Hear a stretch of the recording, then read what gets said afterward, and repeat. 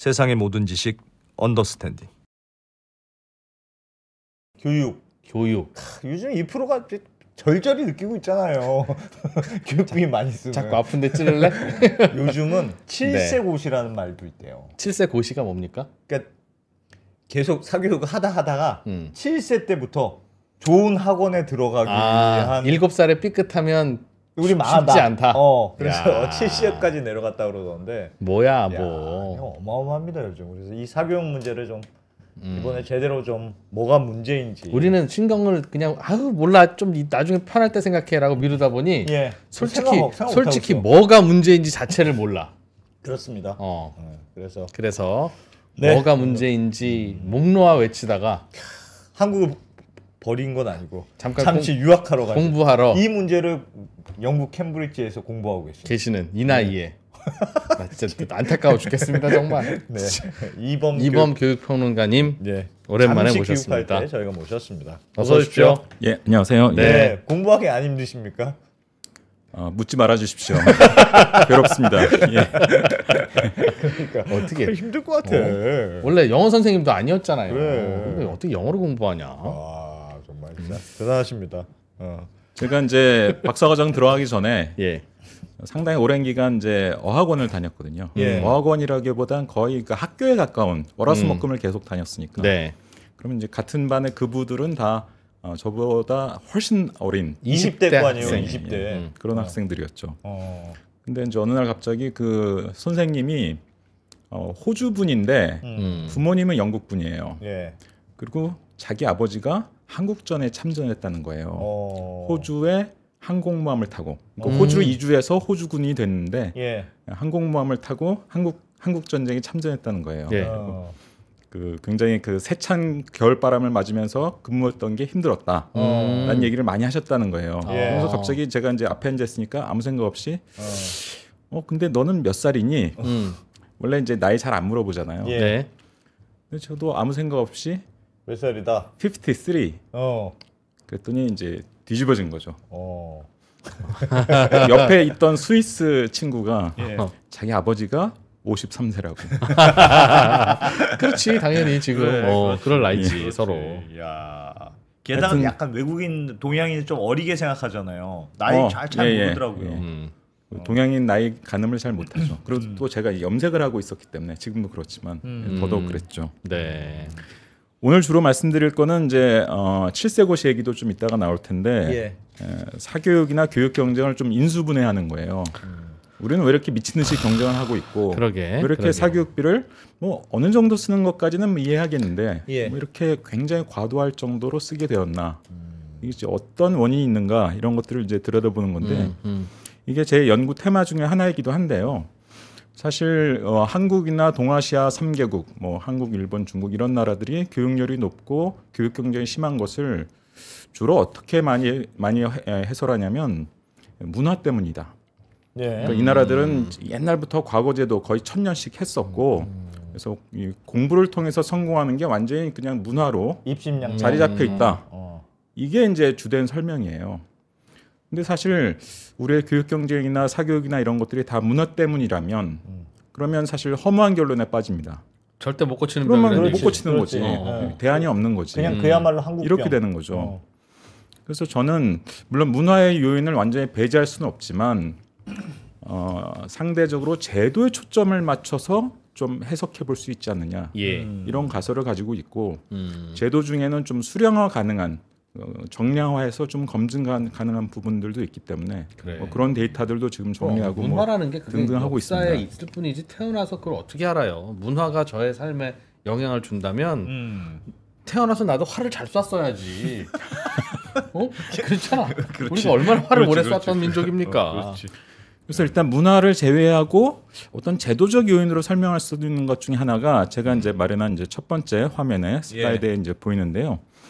이 그래프에 이제 세로축은 사실 보실 필요가 없고 가로축만 보세요. 가로 방향을 보면 오른쪽에 있는 나라일수록 1960년 기준 토지가 골고루 분배된 나라입니다.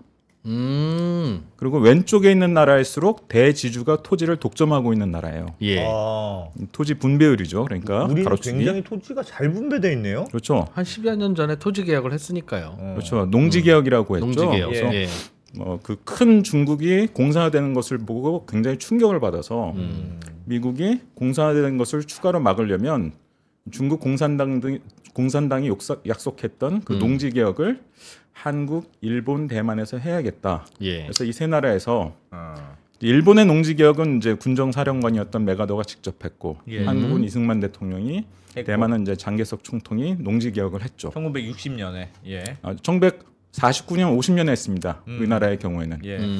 그래서 이제 60년 데이터를 보면 세계에서 토지가 제일 골고루 분배된 나라가 한국이에요. 그리고 이제 일본도 그렇고 대만도 그렇고 상당히 골고루 분배된 나라입니다. 예. 물론 우리보다 조금 전에 중국과 북한도 농지 개혁을 했는데 이 나라들은 한국, 대만, 일본에서 나타난 효과가 나타나지 않습니다. 왜냐하면 북한하고 중국은 농지를 이렇게 농민들한테 나눠줬다가 50년대에 다시 협동농장처럼 집단 농장으로 수용을 해요. 예. 근데 이제 한국, 대만, 일본은 농지를 이제 가지고 있게 되잖아요. 농민들이. 내 거로. 그러면 우리 애 중에 하나가 똑똑하면 얘를 한번 대학에 보내볼까? 이게 이제 가능해지는 거죠. 땅 팔아서라도. 그렇죠. 논 팔아서 애를 대학에 보낸다. 이게 글자 그대로 가능해지는 것이고. 근데 왼쪽에 있는 나라들은 팔 땅이 없어요. 그러니까 애가 똑똑해도 애를 대학은커녕 고등학교 보내기도 어려운 거예요. 예. 옛날에는 고등학교 등록금도 비쌌거든요. 우리나라도 그랬고 그랬기 때문에. 그래서 이 단순히 이제 문화의 영향만은 아니다. 문화가 뭐 과거 제도를 오래 시행한 것부터 시작한 그 문화적인 요인이 불씨가 됐을 수는 있지만 아마 그랬겠지만 불이 잘 타려면 연료가 공급돼야 되거든요. 근데 한국은 산업화되기 전부터 연료가 풍부했다는 거예요. 예. 그리고 그게 동아시아 몇 나라의 공통적 특징이기도 했다는 겁니다. 예. 근데 저 그래프는 Y축은 보지 말라고 하셨지만 Y축을 슬쩍 보니까 GDP 성장률, 경제 성장률인데 예. 저게 이제 토지가 잘 분배된 나라일수록 경제 성장도 빠르네라는 걸 보여주는 그래프 같긴 한데 예. 지금 선생님께서는 토지가 잘 분배된 나라일수록 사교육 열풍이 강하다. 그러니까 경쟁에 참여할 수 있는 사람들이 많았다는 거죠. 이를테면 어떤 나라는 100m 달리기의 스타트 선상에 10명이 서 있는데 그렇지. 어떤 나라는 20명이 서 있다고 생각해 보세요. 경쟁적인 상황. 그럼 당연히 경쟁은 더 격렬해질 수밖에 없겠죠. 그게 경제 성장률과도 당연히 그렇죠. 이건 이제 그 월드뱅크 자료인데 있다. 월드뱅크가 이제 이 그래프를 그린 어떤 맥락은 이게 경제 발전과 연관이 있다. 이걸 보여주기 위한 것이었는데 오늘 맥락에서는 제가 이제 토지가 골고루 분배되고 그러면 유사시에 그걸 어떤 자산으로 활용해서 교육 경제에 뛰어들 수 있는 사람이 유난히 많았다는 많을 거죠. 수 있다. 그럼 반대로 저기 저 반대쪽에 있는 페루, 베네수엘라, 엘살바도르, 뭐 아르헨티나 이런 나라들은 교육 열이 별로 없네가 되면 말이 설명이 되는데 그런지는 잘 모르겠는데요. 지금은 그런가요? 이제 도시화 같은 게 많이 진행되었지만 그 몇십 년 전만 해도 이런 나라들이 다 인구의 주류는 농민이었고, 근데 그 농민이 자장농, 즉 자기 땅을 가진 사람이 아니라 소장농이거나 농업 노동자거든요. 그러니까 뭐 우리 애가 똑똑해도 고등학교, 대학까지 보내기는 굉장히 어려운 거죠. 그래서 우리나라는 이제 산업화 전부터 하여튼 교육열의 연료가 풍부했고, 그래서 교육 경제에 참여할 수 있는 사람들이 유독 많은 그런 나라였다는 거예요. 그리고 이제 그 다음 슬라이드를 한번 보시면은 이게 이제 1965년에서 89년까지 자 세로축은 뭐냐? 세로 방향을 보면 위에 있는 나라일수록 1인당 소득이 빠르게 성장한 나라예요. 성장률이 높았던 나라.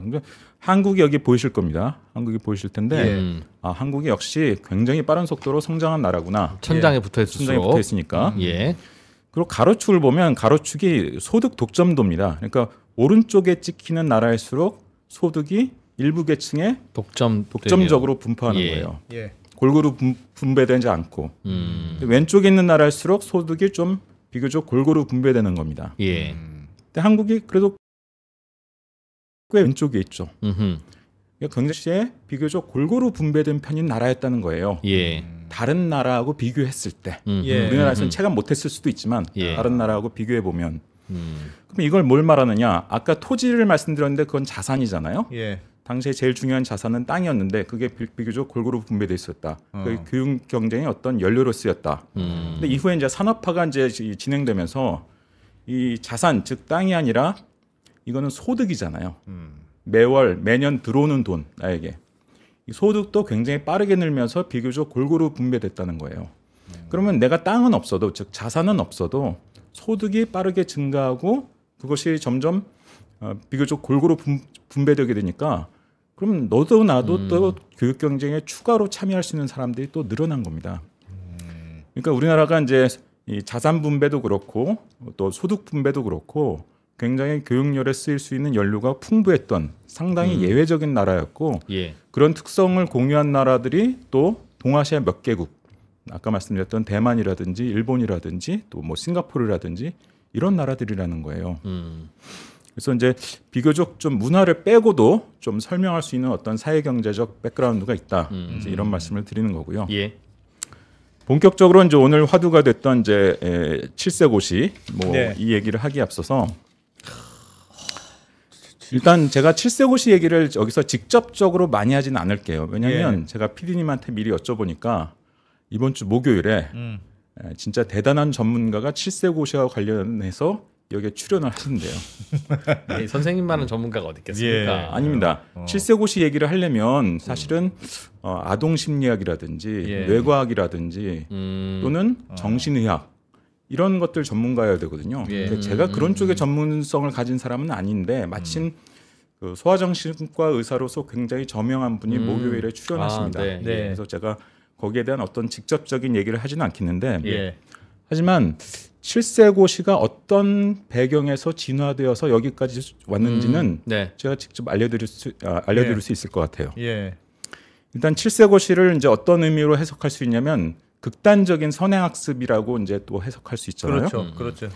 하다 7세까지 내려간 거죠. 근데 선행학습이 원래 대입에 유리한 면이 있죠. 왜냐면 내가 언제쯤 수능을 볼지는 정해져 있으니까 그거 좀 미리 공부해 놓으면 뭐 당연히 더 연습도 많이 할 수 있고 유리하지 않겠어? 이런 생각을 할 수 있고 사실 수능만이 아니라 내신도 이 경쟁이 좀 심해질수록 선행학습이 유리한 면이 있어요. 왜냐하면 고등학교 1학년 1학기 중간고사 시험 범위가 1단원에서 5단원까지다. 그러면 1, 2단원을 배울 때는 중간고사까지 좀 시간이 좀 있죠. 여유가 있으니까 그 동안에 내가 점점 공부 시간을 늘리면서 연습도 하고 그러면은 완성도를 꽤 높일 수 있겠다. 근데 문제는 마지막 단원이 5단원을 배우고 나서 중간고사 볼 때까지는 시간이 별로 없어요. 그럼 내가 후반부에 배우는 4단원, 5단원의 완성도를 그만큼 끌어올리고 이 시험을 볼 수 있느냐 이게 의문시되거든요. 그러니까 수능만이 아니라 내신도 어차피 그것의 경쟁이 심해질수록 선행학습이 어느 정도 효과가 있을 수 있어요. 다만 이것만으로는 선행학습이 지나치면 비효율적일 수도 있다라는 얘기를 할 수도 있습니다. 왜냐하면 학원에서 먼저 배우고 그 다음에 학교에서 나중에 배우는 거잖아요. 그럼 둘 사이의 간격이 너무 벌어지면 이를테면 학원에서 배우고 나서 학교에서 배울 때까지 간격이 한 2달이다, 한 달이다 이러면 모르겠는데 그게 막 6개월이다, 심지어 1년이다 이래버리면 먼저 배운 걸 지나치게 많이 잊어버릴 거 아니에요. 그렇지. 그래서 사실 요 요인만으로는 선행학습을 설명할 수는 있지만 선행학습이 이렇게 극단적으로 치달은 것을 설명할 수는 없어요. 그러면 단순히 대입의 선행학습이 유리하다 이런 측면 말고 다른 요소가 작용했을 텐데 그게 뭐였냐? 벌써 오래된 얘기인데 90년대 이후에 특목고 입시예요. 90년대 이후에 특목고 입시가 선행학습을 초등학교 이하로 내려보낸 아주 결정적인 요인이었습니다. 주범이다. 90년대 과학고 외고 입시에 어떤 것들이 들어가냐면 외고를 들어가는데 토플 점수를 높게 받으면 유리해져요. 그랬었습니다. 그리고 과학고를 들어가는데 중등 수학 올림피아드, 과학 올림피아드 입상 실적이 있으면 매우 유리해집니다. 근데 중등 수학, 과학 올림피아드는 다 고등학교 내용에서 나오거든요. 그러니까 사실 다 선행을 해서 준비를 해야만 될 수 있는 거예요. 맞아. 내가 가고 싶은 특목고에 갈 수 있는 거예요. 90년대 이제 계속 시행이 됐습니다. 그러니까 이제 자연스럽게 선행학습이 초등학교로 내려오기 시작해요. 근데 이게 이 제도가 2000년대는 좀 바뀌거든요.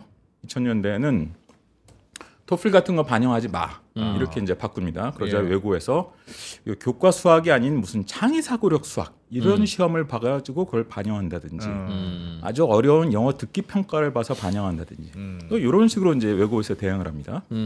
또 과학고에서는 중등 수학과학 올림피아드 반영을 이제 금지시키니까 또 다른 식의 어떤 평가를 해서 여전히 고등학교 선행을 많이 했을 때 유리한 이런 평가를 해서 또 대응을 해요. 그래서 외고는 사실 2000년대 후반에 그때 이명박 정부 때 그 외고 입시를 굉장히 크게 개혁을 합니다. 그래서 외고 입시 사교육은 그때 조금 좀 주춤하게 돼요.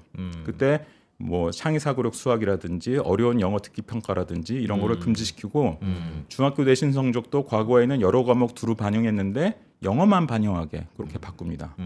그러니까 아무래도 조금 남달리 빨리 뛰어야 될 것 같은 그런 조바심에서 조금 그게 줄어드는 그런 현상이 보이는데 이 외고와 달리 이제 과학고 영재학교 등은 사실 그때 영재교육법이 이제 제정되면서 이제 또 영재교육원 이런 열풍이 불기도 하고 아직까지도 본질적으로 선행학습을 배제했을 때 과연 과학고 영재학교에 붙을 수 있느냐 굉장히 강한 이제 의문부호가 붙는 이런 제도가 유지되고 있어요. 그래서 사실 선행학습이 초등으로 내려가게 된 주된 계기는 이제 특목고 입시였고 과학고 영재학교의 경우는 그것이 아직도 어떤 형태로든 유지되고 있다라고 볼 수 있어요. 근데 이제 그 주된 7세고시의 이제 테마가 되는 것은 영어잖아요.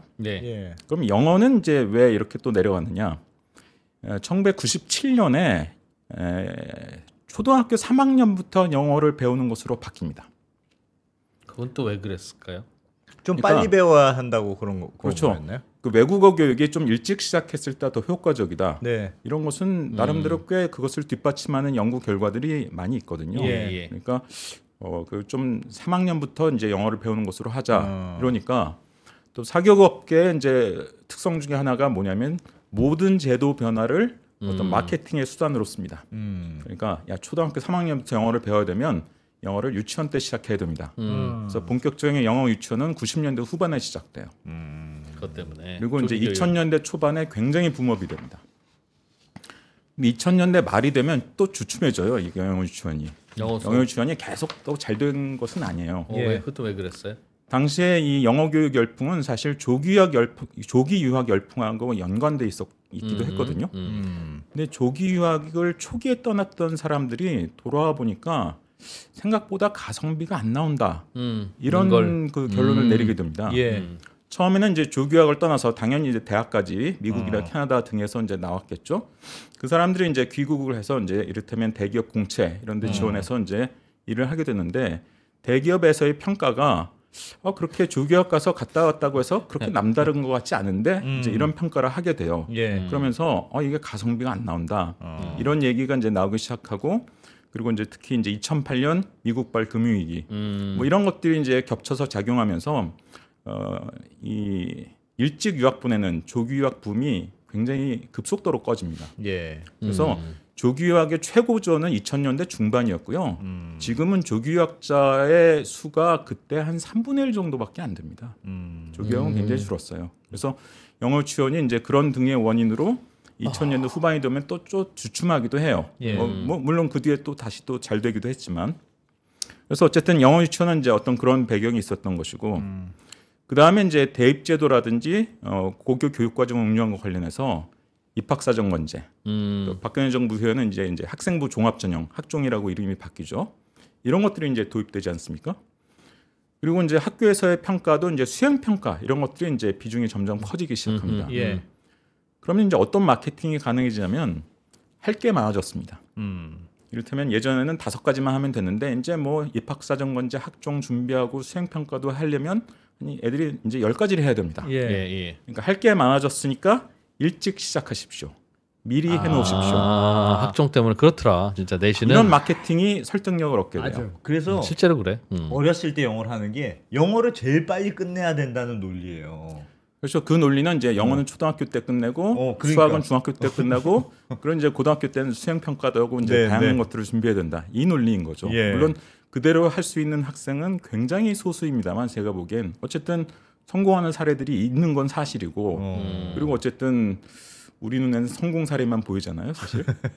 그러니까 이제 이게 심해진 거죠. 그래서 7세 고시는 어떤 오랜 사회적 어떤 변화의 진화의 결과입니다. 새삼스러운 게 아니라는 거예요. 그런 그 제도의 주된 변화 계기는 때문에. 특목고시 그리고 영어 유치원 그리고 이제 할 게 점점 더 많아진 어떤 그런 변화들. 입시 또는 교육제도 이것과 연관이 있는 것이죠. 그리고 그 뒤끝에 이제 우리가 7세 고시까지 이제 보게 된 겁니다.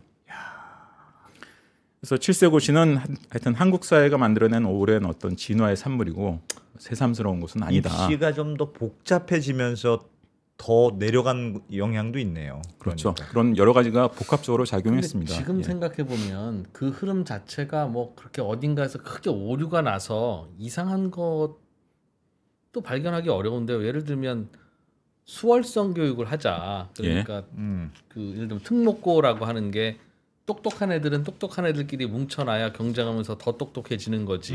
예. 라는 차원에서 어느 나라든 그런 게 있으니까 우리나라도 그게 있는 게 뭐 그게 무슨 잘못이냐? 망국적인 그런 정책도 아닌 것 같고 중간 중간에 뭐 저 생활 기록부를 저 반영한다든가 아니면 영어를 조기 교육한다든가 하나 하나가 취지도 알겠고 뭐 끄덕끄덕거려지잖아요. 근데 그런 제도의 변화에서 가장 잘 적응한 게 조기 교육이라면 예. 그 어쩔 수 없네. 근데 이게 이제 아이의 예. 어떤 정신 건강에는 예. 상당히 악영향이 있을 수 있고 어. 거기에 대해서 이제 모교회 예. 이제 전문가께서 출연해서 말씀해 그렇지, 주신다 하니 그렇지. 그런 차원의 얘기는 이제 그때 듣도록 하겠고요. 네. 다음 자료를 제가 이제 보여드리겠는데 이 자료는 뭐냐면 죄송합니다. 제가 잘못 눌렀습니다. 예. 다음 슬라이드는 통계청 사교육비 조사입니다. 매년 하는 조사인데요. 여기서 이제 사교육비를 얼마 쓰느냐 이것만 조사하는 게 아니라 사교육을 왜 시키십니까? 라고 학부모에게 이제 물어보거든요. 예.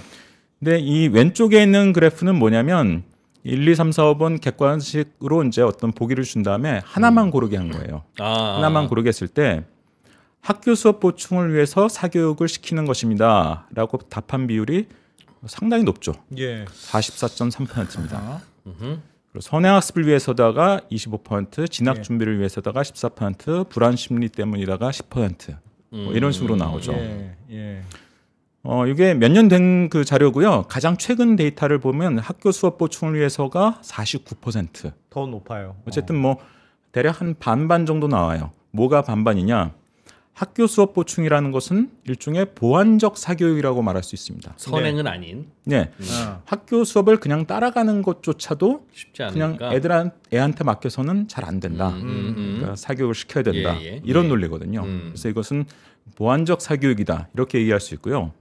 왼쪽에 있는 선행학습, 진학준비, 뭐 불안심리 이런 것들은 이건 경쟁적 사교육이라고 말할 수 있습니다. 예. 경쟁에서 이겨서 더 위로 올라가기 위한 이런 사교육이다. 이렇게 말할 수 있는데 그러면 이 보완적 사교육과 경쟁적 사교육이 대략 반반이네. 반반이네. 이런 얘기가 나옵니다. 나올 수 따라가려고 있습니다. 남 이기려고 그렇게 나눌 수 있는 거죠. 오른쪽 그래프는 몇 년 전에 이걸 여러 개 항목을 동시에 고를 수 있게 한 적이 있어요. 그랬을 때도 보면 학교 수업 보충에 이제 체크한 분이 한 76%, 진학 준비가 32%, 선행학습이 43%, 불안 심리가 8.5%. 그래서 비슷비슷하네요. 보완적 사교육과 경쟁적 사교육의 비율이 좀 비슷하게 나옵니다. 예. 그렇지. 방어와 공격이지.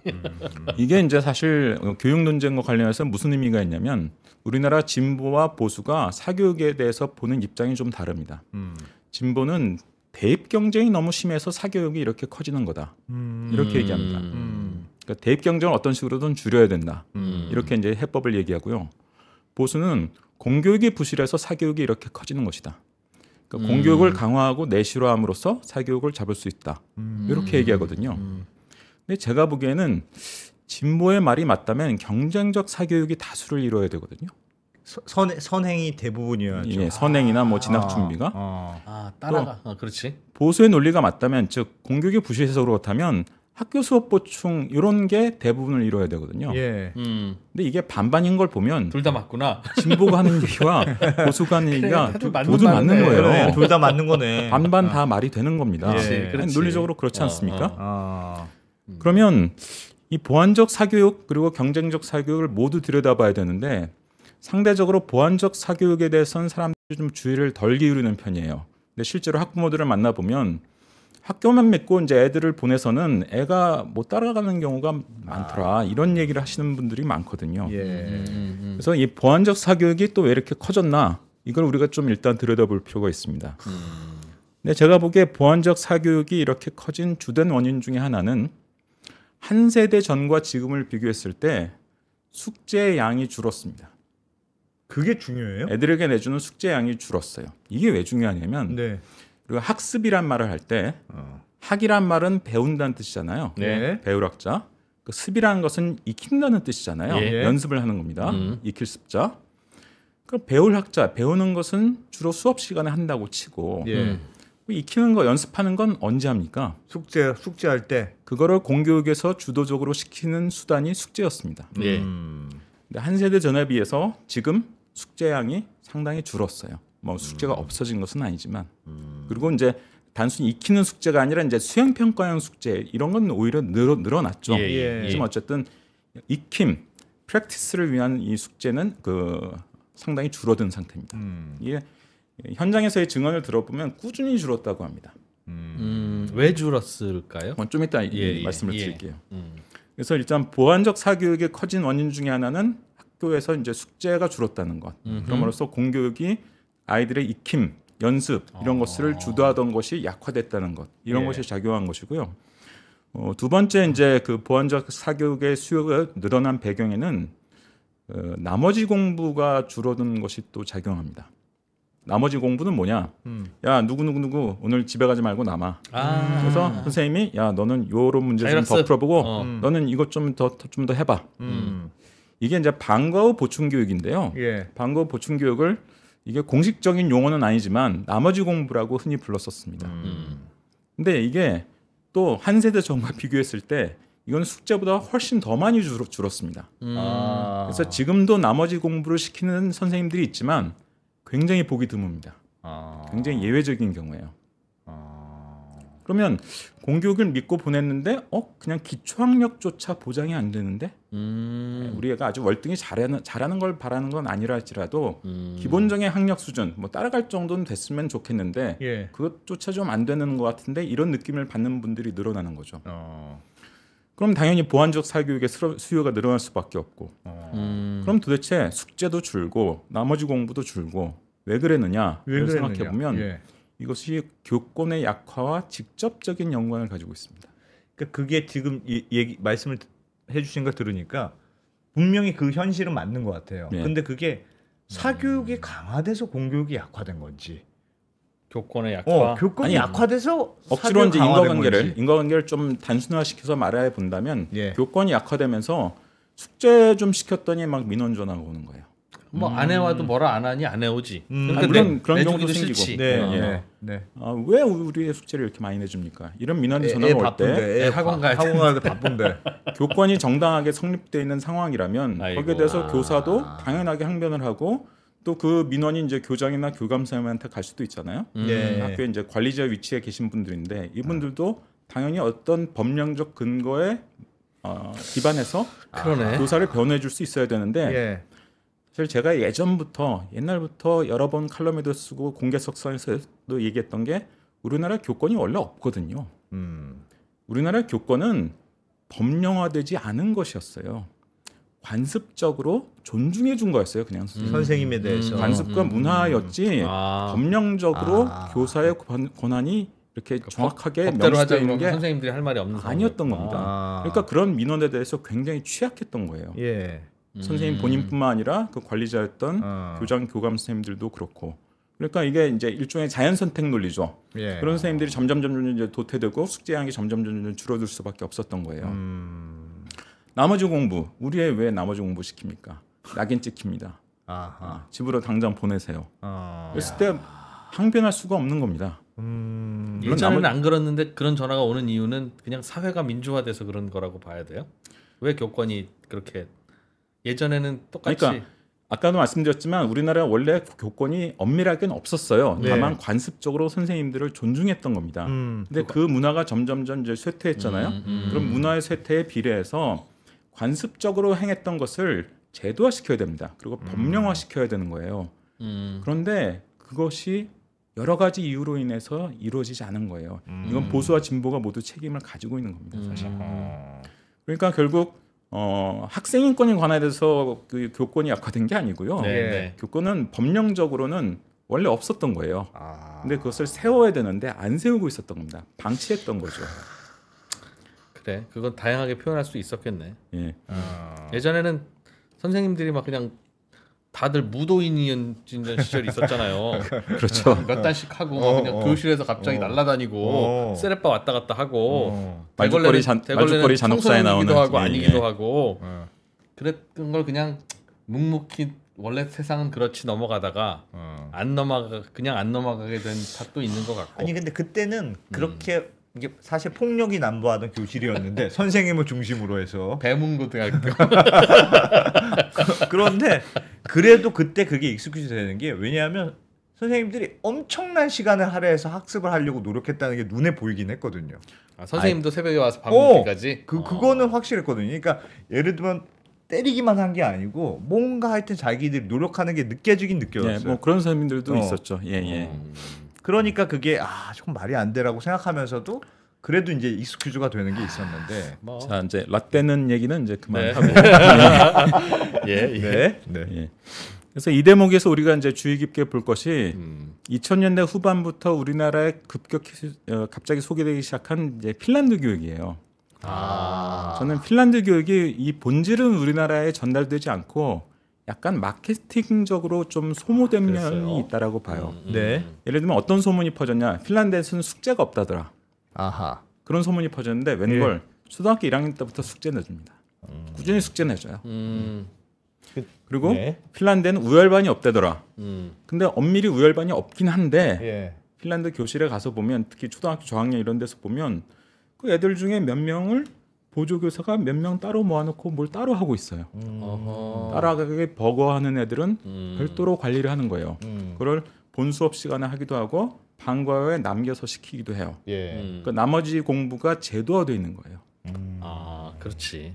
그랬겠지. 그리고 놀라운 게 초등학교 때부터 유급이 있어요.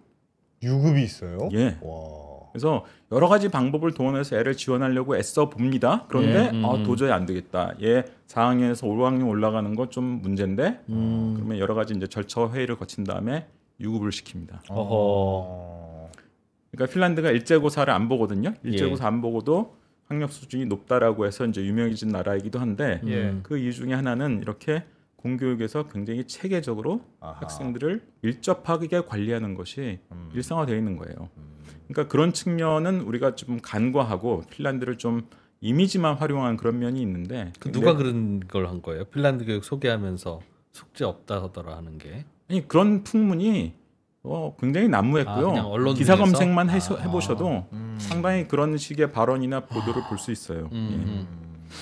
그러면서 사실 핀란드 교육은 뭐 우리 교육의 전통 입장에서 보면 좀 별종이죠. 유럽 입장에서 보면 그렇지 않은데 별종이 아닌데 예를 들면 핀란드는 대학에서 학생들을 한 줄 세워서 뽑거든요. 우리는 한 줄 세우기는 안 좋은 거다라고 믿지만 세계 최고의 교육 선진국이라고 일컬어지는 핀란드는 고등학생 지원자 중에서 이제 대학에서 학생들을 이제 선발할 때 일단 우리 학과 정원이 100명인데 300명이 지원했다. 그러면 내신 반영도 안 해요. 내신 반영도 아니고 대입 시험 성적 가지고 그냥 1등에서 300등까지 쭉 줄을 세운 다음에 100등에서 자릅니다. 우리 옛날 학력고사 보듯이. 물론 이제 우리 같은 객관식 시험은 아니죠. 유럽의 대입 시험은 다 논술형이니까 이제 영어 시험을 보는데 이를테면 어떤 지역에 대한 자료를 주고 이 지역을 홍보하는 기사를 영어로 한번 써봐 네가 뭐 이런 식의 문제가 나옵니다. 뭐 역사 문제를 내는데 뭐 전쟁의 사회를 뭐 이렇게 더 사회에 기여하는 면이 있다면 그게 뭐라고 생각하니 뭐 이걸 사례를 들어서 써봐. 그러니까 이제 우리가 생각하는 객관식 질문과는 다르지만 어쨌든 그것도 성적이잖아요.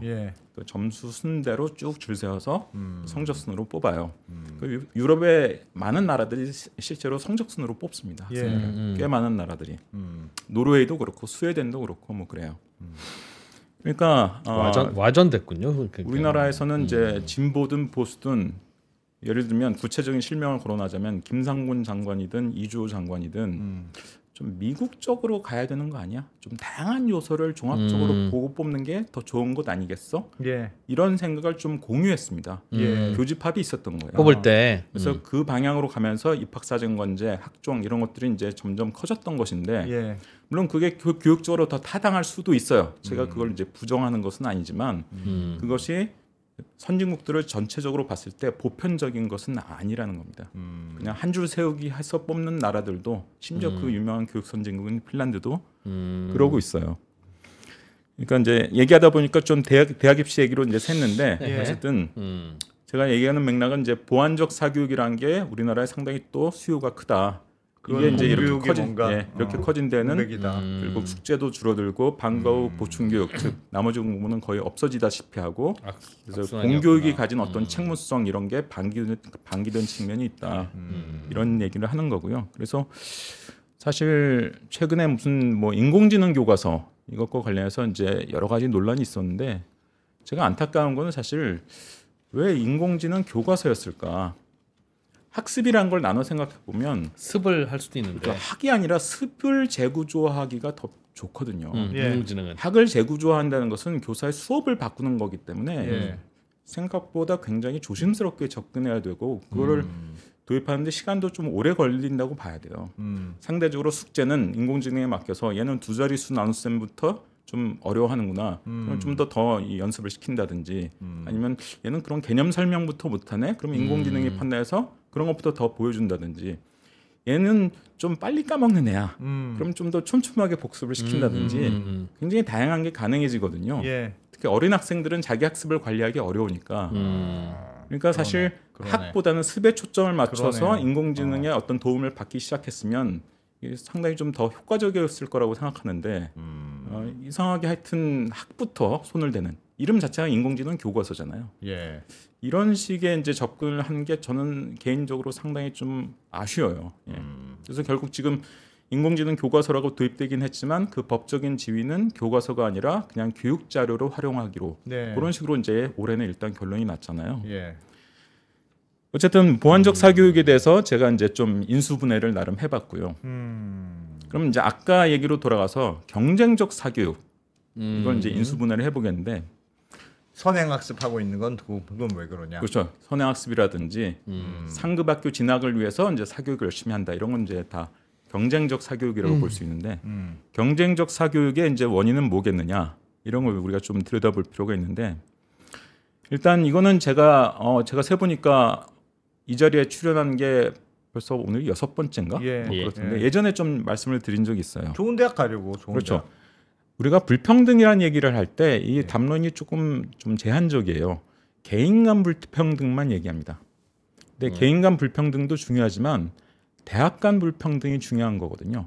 학교 간 불평등. 이 대학은 교수 1인당 학생 수도 상당히 유리하게 돼 있어. 교육비 투자도 많이 해. 시설도 좋아. 이런 대학과 상대적으로 그렇지 않은 대학이 있다면 교육의 질이 달라질 수밖에 없거든요. 근데 우리나라는 이 대학 간 불평등, 즉 대학 간 격차가 굉장히 심한 나라라는 거예요. 그래서 우리는 왜 좋은 대학에 가려고 그러느냐? 좋은 대학에 가서 학벌 좋은 거 얻어야죠. 라고 얘기하는데 사실 과거에 카이스트라든지 포항공대라든지 한예종, 즉 한국예술종합학교 이런 사례들을 보면 이 학교들은 생기자마자 학벌이라는 게 생기기도 어려운 상태에서 바로 최상위권 대학이 되거든요. 그러면 학벌 때문에 우리가 경쟁하는 거라면 학벌은 졸업생 또는 그들 간의 네트워크와 사회적 어떤 힘, 권력 이런 것들을 의미하는 건데 심지어 졸업생도 나오지 않고 사회적으로는 그리 유명하지도 않았던 초기에는 유명하지도 않았던 포항공대나 무슨 한예종 같은 게 생기자마자 최상위권 대학이 된 건 어떻게 설명할 거냐? 그거는 처음부터 투자를 충분히 해서 교육의 질이 매우 높다는 것이 인정되면 그러면 바로 수험생들이 최고 순위의 수험생들이 지원을 하고 인정을 준다. 그렇지. 이렇게 볼 수 있는 거죠. 그러면 대학 간의 격차, 특히 돈의 격차가 얼마나 나느냐? 학생 1인당 투입하는 교육비 통계가 있습니다. 이거는 대학이 쓰는 돈 중에서 연구비를 제외한 거예요. 연구비까지 하면 이제 교육 여건만 비교하기는 어려워지니까 예. 연구비를 발라내고 교육에 투자한다라고 볼 수 있는 돈만 이제 가려내서 이 대학이 학생 1인당 1년에 얼마의 돈을 투입하느냐. 예. 학생이 내는 돈이 아니고요. 예. 투입하느냐. 이 통계를 보면 가장 최근 통계가 서울대가 1년에 6천만 원을 씁니다. 1인당. 학생 1인당. 물론 이건 학부생과 대학원생을 이제 더한 통계입니다. 학부생만 따로 내는 통계는 우리나라뿐만 아니라 OECD 국가에서 전체적으로 없어요. 이게 알기 어렵지. 하지만 어쨌든 1인당 6천만 원인데 연세대가 되면 이게 4천만 원이 됩니다. 오. 그리고 서성한, 서강대, 성균관대, 한양대 이쪽 라인으로 가면 이제 3천만 원이 됩니다. 그 원저리가 돼요. 그리고 그건 누가 결정합니까? 중앙대가 되면 2천만 원이 됩니다. 딱 지금 대학 서열대로 되어 있는데요. 제가 중앙대를 끝으로 말씀드리는 이유는 중앙대가 안 좋은 대학이어서가 결코 아니죠. 들어가기 굉장히 어려운 대학입니다. 중앙대가. 근데 그 밑에 더 처참한 숫자를 기록하는 대학들이 주르륵 있습니다. 아, 1인당 쓰는 돈이. 예, 예. 그리고 이게 대학 서열과 대체로 일치해요. 그러니까 제 얘기는 뭐냐면 물론 학벌이라는 것이 영향을 주는 건 사실이지만 예. 학벌이 무엇인가의 원인일 수도 있지만 무엇인가의 결과로 파악해야 되는 측면이 있다는 거예요. 근데 예를 들면 그러면 어떤 내가 야심찬 총장이에요. 어떤 대학에. 그럼 우리 대학을 스카이급으로 만들어 보자. 그럼 돈을 왕창 투입하면 그것도 가능하다는 뜻이잖아요. 그게 포항공대잖아요. 포스텍. 포항제철에서 재단을 만들어서 예. 엄청난 돈을 투입해서 80년대 중반에 개교를 했죠. 지금은 꼭 그렇지는 않지만 초기에는 서울대 같은 과보다 더 커트라인이 높았던 과들도 있었어요. 있었죠. 근데 예를 들면 서울대도 국립이고 경북대, 충남대 다 국립인데 서울대는 왜 서울대는 그럼 6천만 원을 주고 경북대, 충남대는 그럼 서열대로 준다면 1,500만 원씩 정도 준다는 뜻인 것 같은데 지금 느낌상으로는 누가 그렇게 왜 차별 배분을 합니까? 똑같이 국립대인데 왜? 제가 이제 누구 잘못이다 이런 얘기를 하기는 좀 불편하긴 한데 예. 좀 힌트를 드리자면 카이스트나 한예종의 경우는 교육부가 관할하는 대학이 아닙니다. 예. 예. 카이스트의 재정은 교육과학기술부에서 관할하고 예. 한예종의 이 재정은 문화체육관광부에서 관할합니다. 그러니까 교육부적인 마인드에서는 나오기 어려웠던 대학들이에요. 뭐 포항공대도 그렇고 이해됩니다. 그러니까 우리나라 예. 교육당국의 이제 핵심인 교육부에서는 결국은 잘하는 쪽에 더 많이 투자해 주자. 약간 능력주의적인 원칙이죠. 능력주의적인 원칙으로 대학을 관리를 했던 거예요. 교육당국이. 근데 이미 서울대는 미군정기부터 만들어졌고 그때부터 압도적인 투자가 됐던 학교거든요. 예. 심지어 경성제국대학 이런 것에 이제 자산을 그대로 물려받았으니까 시설도 그대로 물려받고 뭐 다른 이제 전문대학 몇 개를 합쳐가지고 전문학교 몇 개를 합쳐가지고 이제 단과도 늘리고 해서 국립 서울대를 만들었던 거죠. 1940년대. 예, 예. 그러니까 이미 역사도 제일 길고 투자도 많이 됐고 그 가운데 지역 거점 국립대, 서울대를 제외한 나머지 대학들은 이제 순차적으로 이후에 만들거든요. 그러면 지금 우리가 보는 10개 지역 거점 국립대가 다 만들어진 그 초기 상태를 보면 이미 예. 그때도 서울대가 월등하게 좋은 대학이었고 이미 투자된 게 그건 뭐 훨씬 많았던 대학이에요. 예. 그 굉장히 기울어진 운동장 상황에서 더 잘하는 놈한테 더 투자를 많이 해주자 이렇게 능력주의적인 투자를 거듭하면 서울대가 계속 더 잘할 수밖에 없죠. 잘하는 놈이라고 하는 건 뭐 그 인덱스가 뭐 연구 성과일 수도 있고 교수의 연구 예, 성과라든가 대학에서 제일 중요한 건 이제 주로 연구 성과로 보니까요. 예. 그러면 계속 악순환일 수 있겠네요. 그래서 같은 국립대임에도 불구하고 지금 최근 통계를 보면 서울대가 6천만 원인데 이제 지역 거점 국립대가 2천만 원대 초반이거든요. 아직도 대략 서울대 3분의 1 정도입니다. 야, 그렇게 차이가 많이 나요? 제가 과거 통계를 이제 쭉 이제 발굴해 보니까 90년대 초반, 80년대 후반에도 비슷했어요. 아마 그 전 70년대, 60년대도 비슷했던 것 같아요. 근데 그거는 자료상의 한계로 이제 제가 정확히 말씀드릴 수는 없는데. 사립대인 연대와 성대와 뭐 이런 쪽도 그 좋은 교육부의 인덱스에 따라서 배분이 되다 보니 그렇죠. 사립대도 물론 이제 재단 지원금도 많이 받지만 하지만 재단 전입금도 하지만 이제 어쨌든 우리나라는 사립대도 국고 지원을 꽤 받는 그런 학교들이거든요. 그 국고 지원의 그 차별하는 근거가 교수들의 잘하는 쪽에 더 지원해 주자 이런 거예요. 근데 그러면 이제 악순환이 될 수밖에 없죠. 그럼 포항공대 같은 예외적인 경우를 제외하면. 그러니까 지금도 교육부가 그 예산 배분이 그렇게 된다면 교육부가 이 대학의 서열 문제를 고칠 생각이 없는 건데요. 그러면 아니 대학의 서열 문제만이 아니라 우리나라 대학 교육이 좀 부실하죠. 우리나라가 이제 한 10대 경제 대국에 들어갈 정도의 거의 뭐 상당한 이제 경제력을 가지게 됐는데 대학 교육 경쟁력 같은 걸 국제적으로 평가를 본 걸 보면 우리나라가 상당히 OECD에서 하위권이에요. 예. 실제로 대학생 학생 1인당 투입하는 이 돈 이거를 또 국제 비교를 하는 게 있거든요. 예. 이거는 교육부와 연구부를 이제 구분하진 않는데 그걸 봐도 우리나라가 또 OECD에서 하위권이에요. 그러니까 우리나라가 교육열이 굉장히 높고 교육에 돈을 많이 쓰는 나라라고 믿고 있지만 초중고는 그렇습니다. 초중고는 OECD 통계를 보면 우리나라가 학생 1인당 투입하는 교육비라든지 이런 데 있어서 OECD에서 상위권인데 대학 교육은 유독 하위권이에요. 그래서 어떤 일이 벌어지느냐. OECD의 평균 교수 1인당 학생 수가 15명 정도거든요. 근데 교수 1인당 15명이 평균인데 우리나라에서 그 기준에 도달한 대학이 종합대학 중에서는 딱 한 대학밖에 없어요. 그게 서울대예요. 한 14명 정도 됩니다.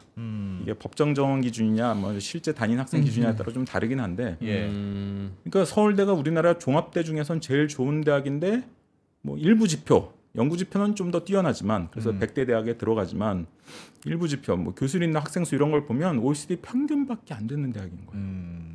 그러니까 서울대만도 못한 대학은 더 안 좋을 거 아니에요. 그러니까 이 대학 교육에 대한 투자는 우리나라가 의외로 뭐 GDP 대비 지표를 봐도 그렇고요. 여러 가지 지표를 봤을 때 하위권이다 OECD에서. 그러니까 우리는 교육열이 높은 나라가 아니라고 역설적으로 말할 수도 있는 거죠. 그래서 이게 단순히 이제 뭐 서울대만 크니까 문제다 이거이기도 하지만 전체적인 대학 교육에 대한 투자가 적어서 전체적으로 대학 교육이 좀 부실한 편이고 사실 요즘 이제 세계 최상위 랭킹 대학 발표하면 의외로 이제 중국 대학들이 굉장히 높은 랭킹으로 많이 나오거든요. 미국 대학을 뭐 웬만한 대학을 다 능가할 정도로. 그건 이제 중국의 권력자들이 이공계 출신이 많고 이런 것들하고 밀접한 연관이 있는 거죠. 중국의 국가 발전 전략이 계속 이공계 투자를 많이 하면서 제조업이라든지 IT라든지 이런 데서 이제 두각을 나타내고 세계적인 경쟁력을 가진다. 이런 것에 따라서 발맞춰 움직인 그 결과가 그렇게 나오는 거거든요. 그에 비하면 이제 우리나라는 어쨌든 우리나라에서도 이 R&D에 이 대학이 차지하는 비중이 상당히 큰 나라인데 거기에 대한 투자는 이제 좀 미흡하다. 그래서 우리는 그 배분은 교육부가 하고 있습니까? 그렇죠. 고등교육 재정의 주된 어떤 배분의 주체는 교육부라고 할 수 있고요. 초중등에 보낼 거냐, 대학에 보낼 거냐는 교육부가 판단한다는. 초중등에 보내는 것은 법적으로 비율이 정해져 있습니다. 내국세 몇 퍼센트, 내국세 몇 퍼센트 이런 식으로 이제 정해져 있고요. 사실 그것도 이제 학생 수가 줄어드니까 그 돈을 좀 딴 데 써야 되지 않겠느냐 이런 논란이 있고 뭐 그건 제가 뭐 자세하게 오늘 설명해드리기는 좀 어렵습니다만 어쨌든 이제 대학 전체 펀드 전체 투입 총액도 지금 모자라고 가뜩이나 또 이제 일부 대학에 더 많이 투자되는 이 불균형이 굉장히 심한 관계로 대학 간 어떤 서열 격차 이런 것들이 좁혀지기 좀 어려운 상황이라는 거죠. 그러면 부산이나 대구나 경북에서는 지자체 예산으로라도 자기네 동네의 대표 대학은 좀 지원을 해야 거기서부터 좋은 대학이 되니까 학생들이 거기로 가고 인재가 거기서 나오고 기업들이 글로 몰리고 하는 거지. 그 돈으로 뭐 본인 하고 싶은 것만 하면 안 되지 않을까 하는 생각이 드는데 왜 그거는 그러니까 그건 이제 거버넌스가 좀 바뀌어야겠죠. 예를 들면 뭐 이게 꼭 좋은 모델인지는 모르겠습니다만 미국의 캘리포니아 주립대 뭐 캠퍼스가 여러 개 있고 다 나름 세계적 경쟁력이 있는 대학들인데 캘리포니아 주립대학들을 보면 이사회가 있고요.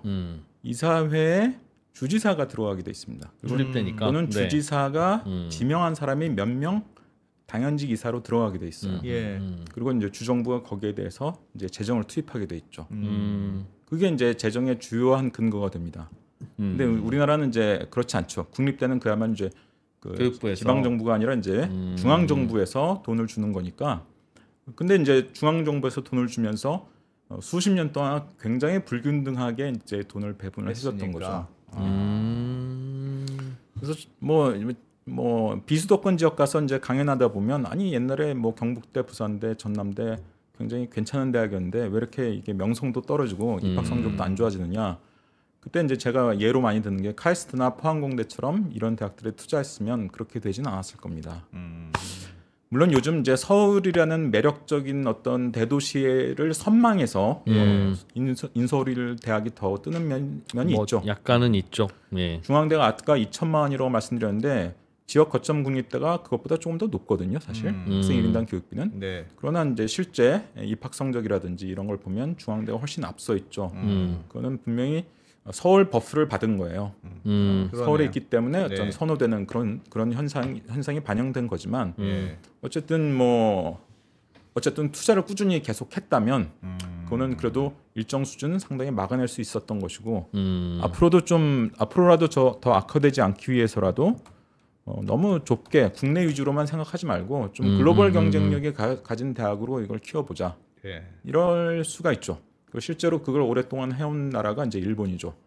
일본은 이제 옛날에 제국 대학이라고 불렸던 거점 국립대가 7개 있고 거기에 이제 동경대, 도쿄대도 들어갑니다만 교토대도 있고 이제 규슈대도 있고 이제 그런 대학들이 나름대로 상당히 경쟁력이 있고 국내 랭킹도 일본 사람들한테 물어보면 이제 와세다 게이오보다 더 랭킹이 위다. 네. 제 말이 아니라 상당수의 일본 사람들이 그렇게 얘기하기도 하거든요. 그래서 일본의 대학 경쟁이 심하긴 하지만 우리보다는 좀 덜한 어떤 배경에 그런 게 좀 작용했을 수도 있다. 이런 생각도 듭니다. 그렇지. 흩어질 수 있으니까. 일단 이제 대학 간 불평등 문제가 있고 이건 이제 대학 서열과 관련된 거라면 직업 간 불평등 문제가 있죠. 직업 간 불평등은 이제 학과 서열과 연관이 있죠. 학과 의대, 예, 그렇죠. 의대 열풍 예. 뭐 이런 거. 의대 선호가 왜 이렇게 더 극단화됐느냐? 2010년대 들어서 원래 선호 학과였지만 2010년대 이후에 개업이들의 평균 소득이 굉장히 가파르게 증가했거든요. 예. 그런 것들이 이제 소문이 나면서 의대 선호 현상이 더 극단화된 면이 있는 거고요. 그러니까 이거는 노동시장의 상황에 그대로 이제 대입에 반영이 되는 거예요. 교대 인기가 한때 이제 올라가다가 최근에 좀 많이 꺾이는 것도 노동시장에 대한 예측이나 이제 이런 것들이 반영된 거고. 컴퓨터공학과가 2010년대 이후에 상당히 높아졌거든요. 이것도 과거엔 그렇지 않은데 이제 개발자들이 상당히 돈을 잘 벌던데 이제 대우도 좋아지고 이런 것들이 이제 알려지면서 올라간 측면이 있죠. 그래서 경쟁적 사교육의 원인은 크게 보면 대학 간 불평등하고 직업 간 불평등. 그리고 이제 나눠 보면 전자는 대학 서열과 관련된 것이고 후자는 이제 학과 서열과 관련된 것이죠. 이런 것들이 작용한 거고 우리나라는 이제 특히 잘 아시겠지만 대기업과 중소기업의 임금 격차가 굉장히 심한 나라거든요. 80년대까지는 안 그랬어요. 80년대까지 통계를 보면 대기업과 중소기업의 임금 격차가 굉장히 작았습니다.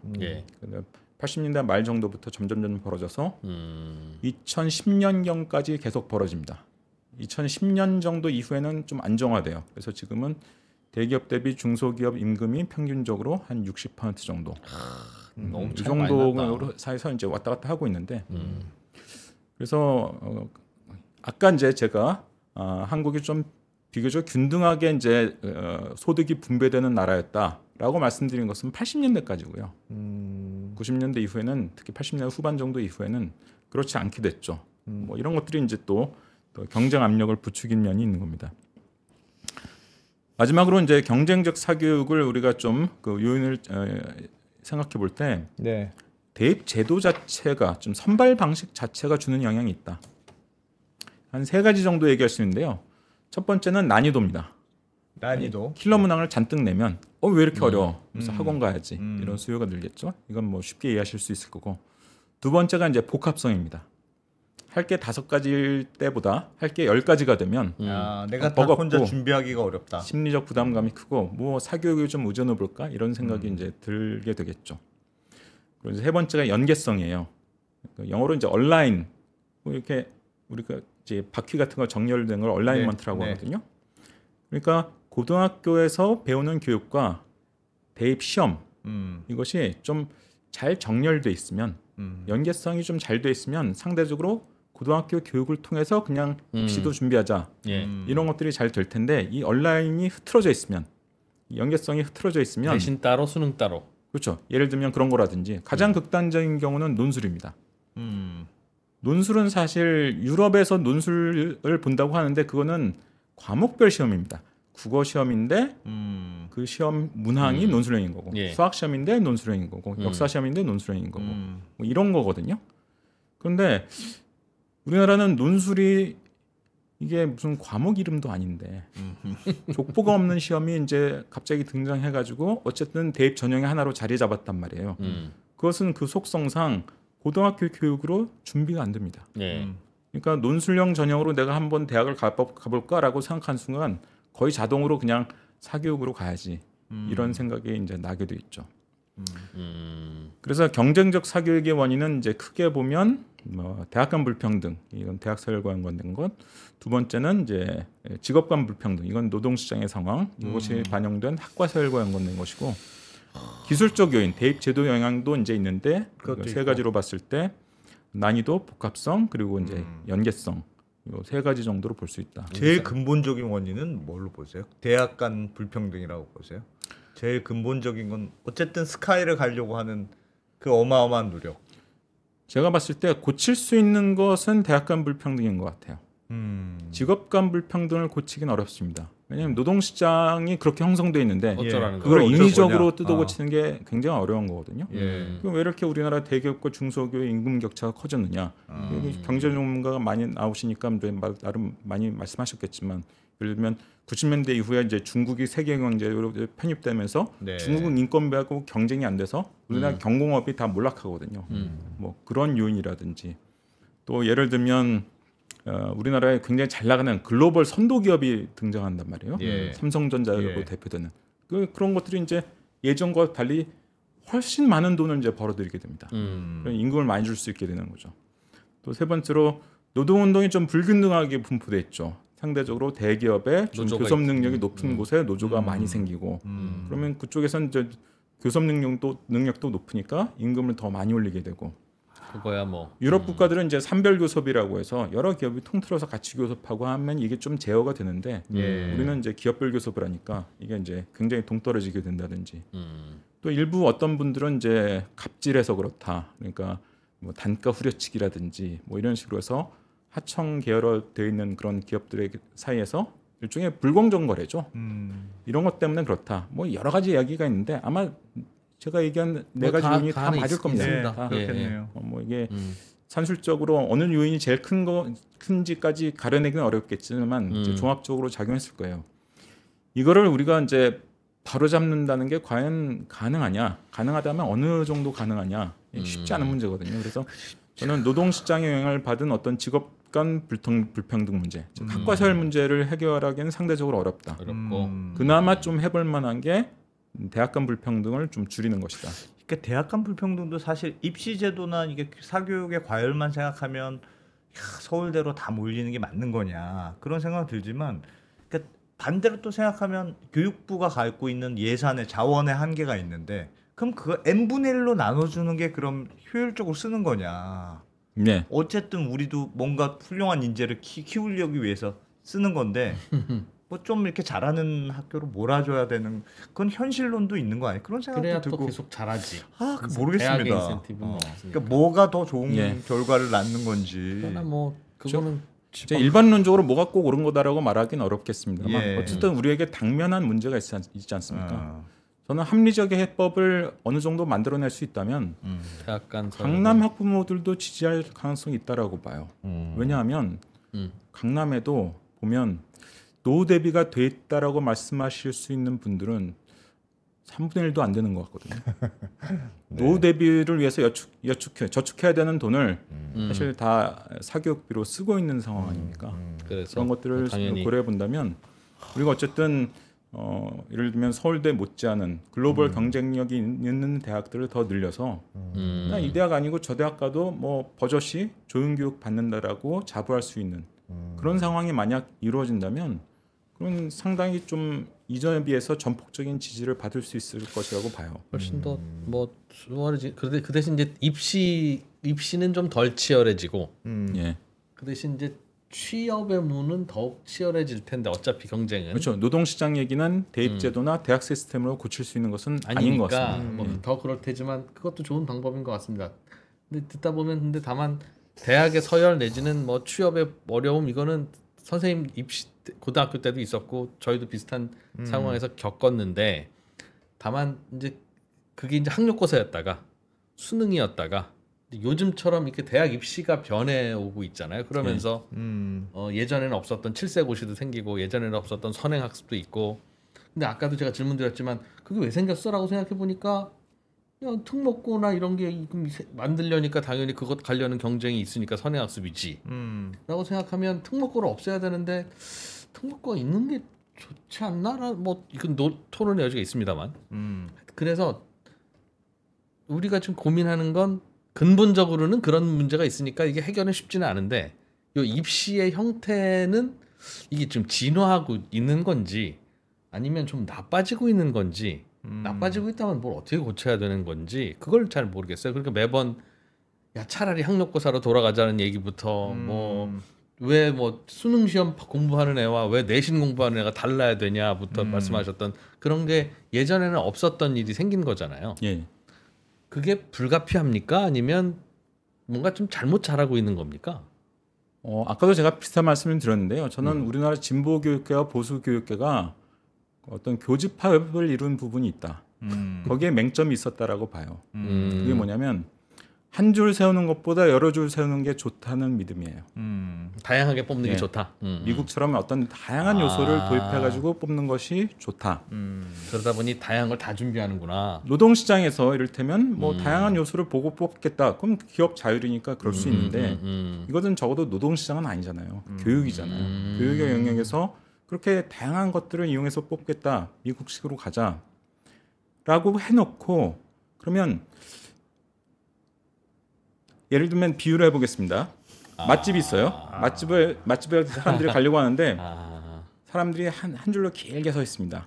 뭐 더운 여름에 땀을 뻘뻘 흘리면서. 근데 이거를 여러 줄로 바꿔서 서세요. 라고 하면 들어가기 더 수월해집니까? 아니죠. 그건 똑같지. 그건. 맛집이 그대로잖아요. 그러니까 맛집이 서울대 그대로 존재하는 한 이걸 한 줄 세우느냐 여러 줄 세우느냐 별 차이가 안 나는 거예요. 그렇지.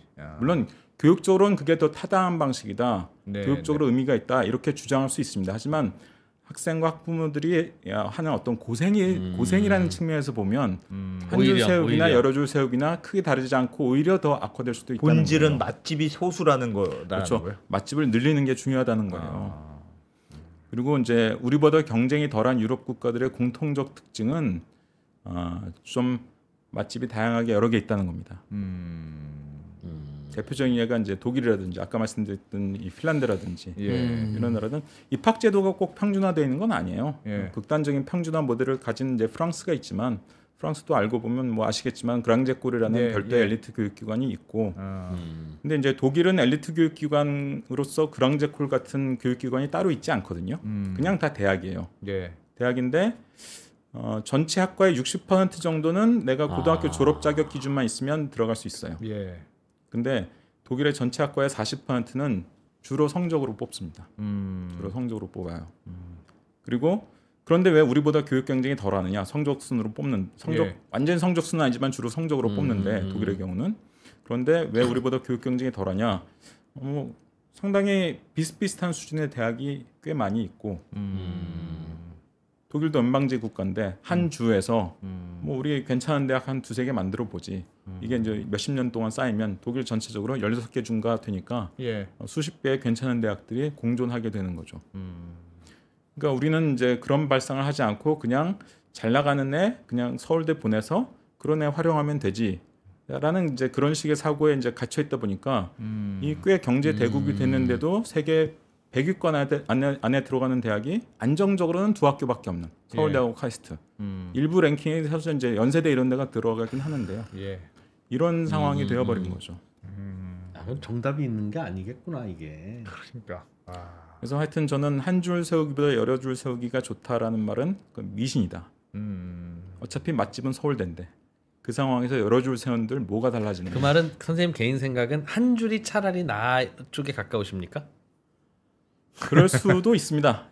그럴 수도 있어요.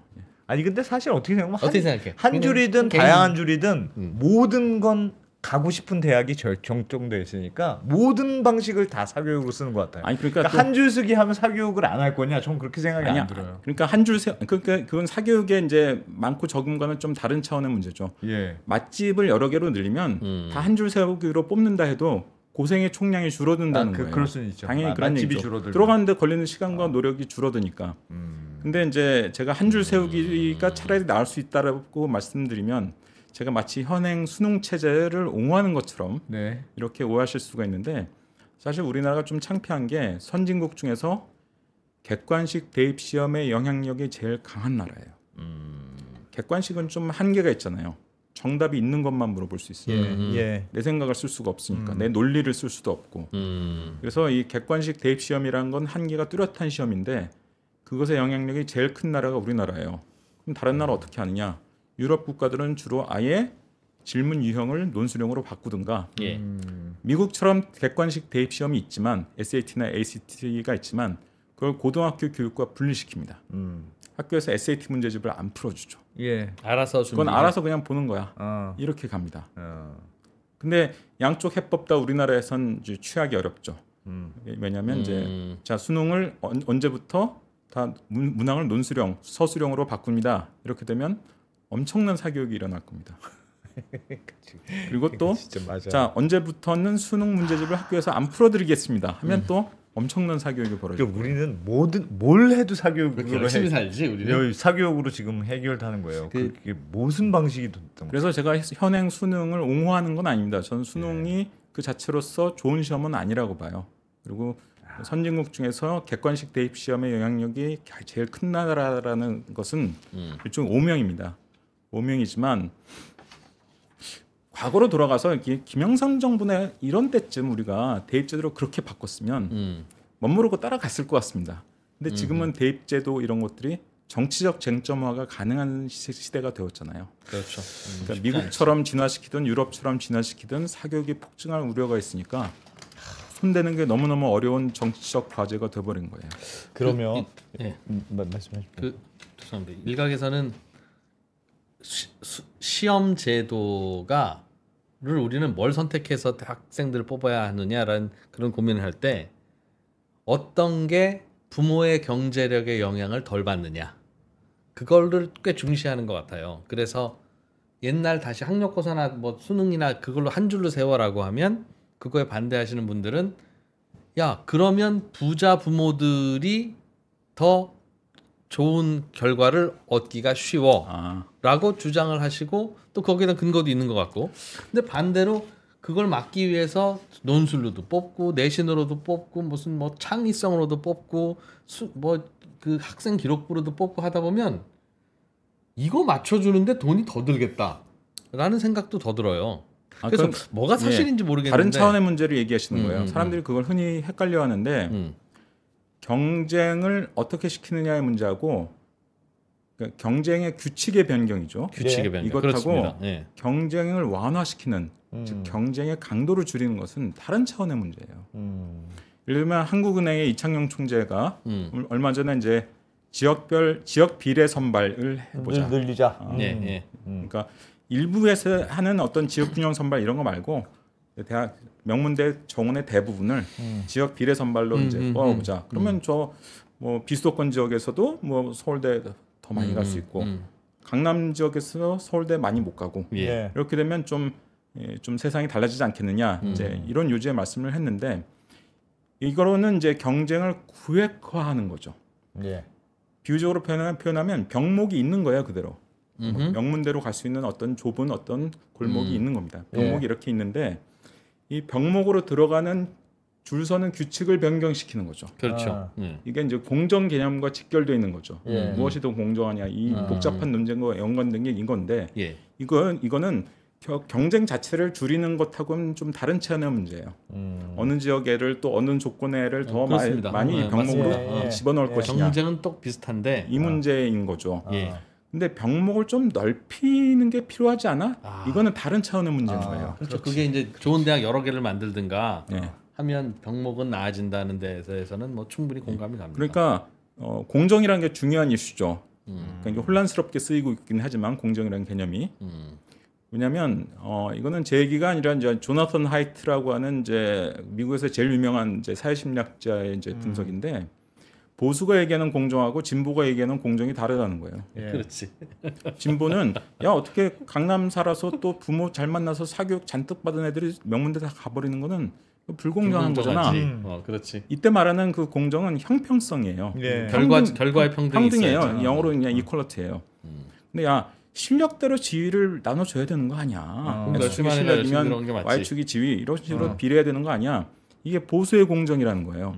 이 공정 개념은 비례성이에요. 프로포셔널리티예요. 예. 그러니까 서로 다른 말을 하고 있는 거예요. 공정이라고 똑같이 말하지만 서로 다른 말을 하고 있는 거예요. 네, 그래서 이 이슈가 복잡한 이슈인데 어찌됐든 공정이라는 개념을 핵심으로 이 병목을 들어가는 규칙을 바꿔보자라는 것이 그 이창용 총재의 그 제안도 크게 보면 그 차원의 얘기인 거예요. 또 하나의 시험 하나 만들자는 저는 거지. 그거를 반대하거나 찬성하지 않아요. 예. 토론을 좀 해봤으면 좋겠어요. 예. 섣불리 반대도 못하겠고 찬성도 못하겠어요. 토론을 해보면 좋겠는데 그럴 충분한 가치가 있는 제안이긴 해요. 그런데 그것은 병목을 넓히려는 노력과는 좀 다른 차원의 문제예요. 그러면 병목을 넓히는 노력도 저는 병행해야 된다라고 보는 거예요. 예전에 그런 논쟁들이 있었지 않습니까? 서울대를 여러 개 만들자. 혹은 서울대란 이름을 없애버리자. 뭐 아니면 지방은 서울 1, 서울 2 아니면 그냥 다 국립대로 해버리자. 막 그런 논쟁들이 있었잖아요. 그러니까 그런 게 정답이라고. 그런 서울대와 연관된 정책이 크게 세 가지 있거든요. 서울대 및 국립대와 연관된 정책이 하나는 서울대 폐지론이 있습니다. 네. 서울대를 없애자. 서울대 죽여. 서울대 없애면 그럼 연고대가 1등하겠네. 아니 아까 제가 말씀드린 재정 통계만 봐도 연고대가 종합대 중에 1등 할 것 같잖아요. 그러네. 서울대 죽으면 연대가 1등. 그래서 저는 그것 자체는 별 의미가 별 의미가 없다라고 보고요. 또 하나가 이제 서울대 학벌을 공유하자. 서울대 학벌 공유론이 있습니다. 예. 그게 이제 국립대 통합 네트워크라고 알려져 있는 전북대는 서울대는 다 똑같은 거야. 그렇죠. 다 똑같은 국립대야. 거점 국립대, 서울대 다 합쳐가지고 네. 이제 같이 한국대 이런 걸 만들어 보자. 그러면 뭐 대충 정원 3만 몇천 명짜리 이제 거대 대학이 나오고 거기 이제 공동 입학을 시키고 학위도 공동으로 주는 이게 이제 2000년대 초반부터 얘기되었던 이제 국립대 통합 네트워크의 이제 핵심인데, 근데 그게 이제 가진 난점이 두 가지가 있죠. 하나는 야 그렇게 뽑으면 누가 서울 캠퍼스를 갈 건데 3만 몇천 명을 다 뽑아놓고 누구를 서울 캠퍼스로 보내지? 그렇지. 그럼 추첨해? 그럼 서울 캠퍼스에 가서 6천만 원짜리 교육을 받을 애들이 추첨으로 결정되고 2,200만 원짜리 교육을 받을 애들이 또 추첨으로 결정된단 말이야. 그리고 동문 네트워크가 약해지거나 해체되지 않을까? 그렇지. 근데 연고대는 그대로 남아 있을 거 아니야. 서울에서 교육받고 동문 네트워크 그대로 남아 있고 어쨌든 재정 투자도 상당히 괜찮은 대학들이니까. 결국은 또 역전된다. 같은 한국대와 연고대를 동시에 붙은 학생들이 그럼 연고대로 가겠네. 뭐 이런 결론이 나와요. 그래서 국립대 통합 네트워크를 실현하고 싶다 할지라도 국립대에 대한 상당한 집중 투자가 병행돼야 되는 거예요. 이 대학들도 좀 거칠게 얘기해서 6천만 원짜리 대학으로 만들어주면 설득력이 좀 생기는 거죠. 근데 애석하기도 서울대 국립대 통합 네트워크를 얘기했던 분들 중에서 예산 계획을 얘기했던 분들은 없었습니다. 그러니까 그거는 발상이 서울대란 학벌에 있고 서울대가 가진 학벌을 공유하자는 발상이었던 거예요. 서울대라는 이름값을 활용해서. 그래서 그거는 저는 본질적인 오류가 있다라고 보고 서울대 10개 만들기는 다르죠. 서울대 10개 만들기는 서울대급 대학 육성론입니다. 서울대급의 대학을 더 많이 육성해보자. 이미 거점 국립대 있으니까 거기에 좀 집중 투자를 하고 또 서로 또 경쟁도 하게 하고 거버넌스도 좀 개편해서 뭐 다른 재원들도 끌어들일 수 있게 하고 하면서 좀 글로벌 경쟁력 있는 대학들로 만들어보자. 그걸 여러 개 만들어보자. 그게 이제 그래서 서울대 폐지론과 국립대 통합 네트워크론과 그리고 이제 서울대 10개 만들기로는 상당히 다른 이론이에요. 그리고 제가 보기엔 셋 중에서 하나 고르라면 그래도 서울대 10개 만들기론이 제일 타당성 있는 현실적인 겁니다. 얘기고. 그리고 그런 것이 전제되지 않으면 국립대 통합 네트워크를 한다 할지라도 아까 말씀드린 그런 난점이 나타나면서 어떤 성과를 얻기가 어렵습니다. 근데 국립대 아니고 지금 서울대, 연대, 고대 뭐 이런 서강대, 성균관대 이런 데들이 굳이 순서로 하자니까 서열이 있을 뿐이지 서울대만큼 훌륭하잖아요, 대학이. 이미 안 그렇습니까? 아니죠. 아까 말씀드린 재정 투자를 한번 비교해 보세요. 학생 1인당 투입하는 돈이 2배, 3배씩 차이 나면 교육의 질이 다르다는 얘기예요. 우리가 초중고 교육에서도 교사 1인당 학생 수가 다르면 교육의 질이 달라진다고 보잖아요. 예. 대학은 더 그렇거든요, 사실. 근데 서울대 출신들이 뭐 연고대 출신들보다 많이 훌륭한 것 같지 않은데요? 왜 그 돈을 다 어떻게 먹었을까요? 나는 어떤 건 알겠는데 안 그래요? 솔직히 우리 얘기해 봅시다. 이범 선생님 서울대 나오셨죠? 예. 아니 그게 예를 들면 별로 그러니까 서울대 잘하는 것 같긴 한데 막 6천만 원과 4천만 원 차이로 잘하는 것 같지는 않아서요. 기업에서 뽑을 때도 그러느냐. 어. 기업에서 예를 들면 기업은 훨씬 객관적으로 뽑을 텐데. 이 대기업의 인사 담당자들 보면이 뭐냐? 대기업의 인사 담당자분들을 이제 사적인 자리에서 만나서 물어보면 자기들이 뭐 우리나라 공기업은 이제 원래 블라인드 채용을 하게 돼 있죠. 몇 년 전부터 출신 대학 같은 건 이제 철저히 가리고 뽑게 돼 있는데 일부 사기업에서도 그렇게 뽑아요. 내부적으로 대학 출신 대학 가리고 뽑아보면 스카이가 많다는 거예요. 서울대 출신이 많다는 겁니다. 그래도 그거는 당연한 겁니다. 왜냐하면 여기에는 굉장히 좋은 시설을 가진 태릉 선수촌, 요즘은 국가대표가 태릉에 있지는 않고 이제 진천에 있지만 태릉 선수촌 같은 이제 시설과 이제 인력이 있고 저기에는 그것보다 좀 못한 어떤 시립 체육센터 같은 게 있다고 쳐봅시다. 네. 근데 100m를 11초대에 뛰는 사람들은 이쪽으로 보내고 12초대 뛰는 사람들은 저쪽으로 보내요. 그러면 11초대와 12초대는 어떻게 보면 큰 차이가 안 나는 거잖아요. 특히 11.9초하고 12.0초는 진짜 미세한 차이인데 약간의 차이가 난다는 이유로 이제 양쪽으로 이제 갈라서 보냅니다. 근데 이쪽 시설도 좋고 코치진도 좋잖아요. 그러면 4년이 지났을 때 누가 더 잘하게 될까요? 그래서 대학 간 불평등이 중요한 문제예요. 대학 간 불평등은 단순히 지위의 배분이 아니에요. 결과의 배분이 아니라 기회의 배분이라는 측면도 있는 거예요.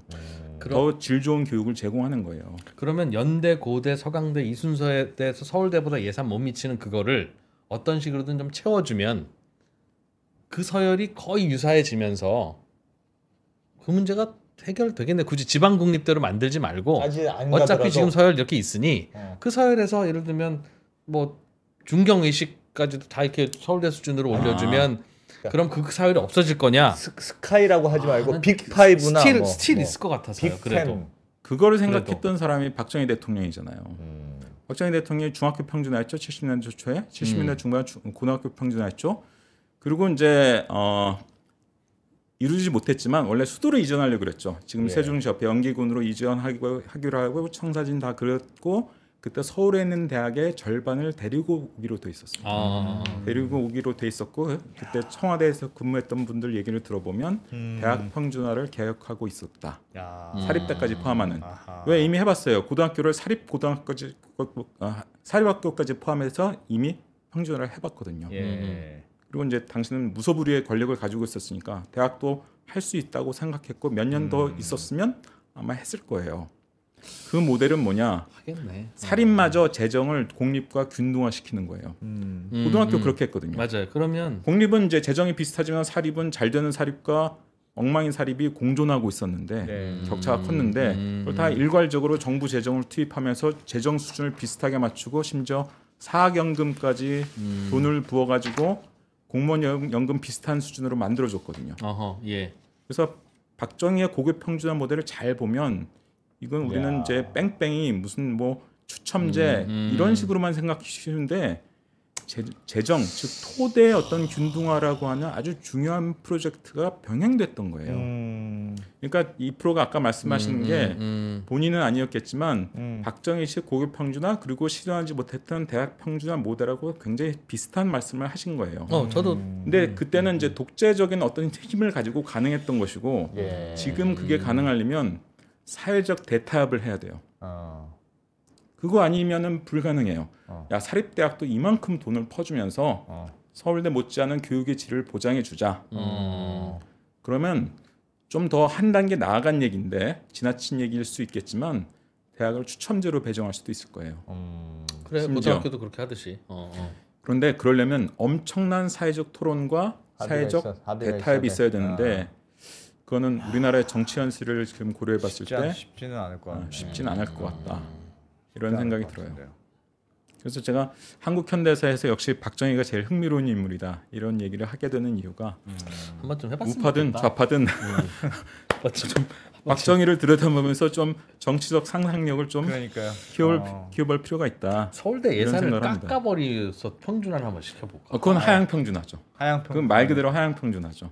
뭐 어쨌든 서울대를 약간 독립시킬 수는 있어요. 예를 들면 서울대는 학석사 통합과정만 뽑아라 라든지 그 진정한 연구 중심 대학으로 쭉 가기 위해서 이미 미국과 유럽의 상당수 대학 학과들이 학석사 통합으로 뽑거든요.